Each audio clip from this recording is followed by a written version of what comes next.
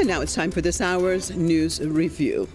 The Yemeni army says it has struck vital and sensitive Saudi sites in retaliation for escalating attacks against the impoverished country. Army spokesman says Saudi positions in the port city of Jazan were targeted with 3 state-of-the-art precision-guided missiles. Yahya Saudi promised more painful operations as long as Saudi Arabia continues its crimes and aggression against Yemen. Saudi Arabia says 2 people were killed in the attack, adding that it is preparing for a large-scale military operation. The kingdom and its allies launched a war on Yemen in March of 2015, killing hundreds of thousands of civilians and causing dire humanitarian situation. I'd like to welcome my guests to this news review. Eric Wahlberg, author and journalist out of Toronto, and Marcus Papadopoulos, historian, political analyst, and author out of London. Welcome, both of you all, to the program. We'll start off with Eric. I mean, Eric, what do you make of this? I mean, we see the Saudi onslaught just continuing. They have caused so many people's lives to be lost and, of course, destroyed the infrastructure. And still they're not stopping and are actually upset when the Yemenis launch retaliatory attacks. Your take? Well, it's encouraging that the Houthi have managed to survive this long with state-of-the-art air attacks from the Saudis continually for years now. We haven't heard much in the last few months except for more Saudi bombing. So it's interesting that the Houthis have been able to reorganize and continue their own struggle to expel the Saudis from the peninsula.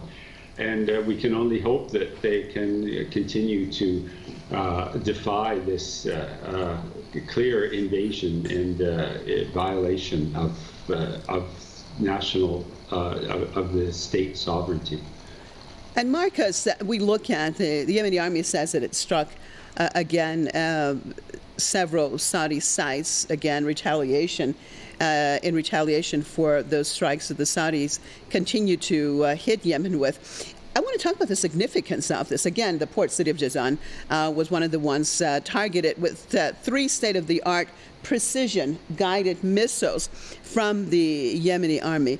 Your take on this, despite all of the sanctions, despite the blockade, and despite the devastation, that they have been able to do this and be successful with it? Well, despite today being Christmas Day, the day on which Jesus Christ was born, one of the most abhorrent conflicts in contemporary times is ongoing. A war in which one of the wealthiest countries in the world, Saudi Arabia, is prosecuting a barbarous campaign against one of the poorest countries in the world, Yemen. And the suffering of the Yemeni people is an untold chapter in the West. Why? Because ultimately the suffering of the people of Yemen, including women and children, is on account of America and Britain. Because if it was not for the weaponry which Washington and London supply to Saudi Arabia year on year, knowing very well that the Saudis are going to employ these weapons against civilians in Yemen, then the Saudi Arabian war machine would simply not be in a position to wage a war against Yemen. So the suffering of the people of Yemen in the short term is on account of Saudi Arabia, but in the long term is on account of the ruling elites in both America and Britain. And I made reference at the beginning to how today is Christmas Day, because the ruling elites in America and Britain purport to be Christian, yet they have nothing truly in common with Christianity. They have nothing in common with Christian values, and they most certainly do not walk in the footsteps of Jesus Christ. They are the most criminal, the most murderous of ruling elites in the world. And as regards to today's event, I salute the people of Yemen for remaining steadfast in their opposition, in their resistance to the brutal military campaign that Saudi Arabia is waging.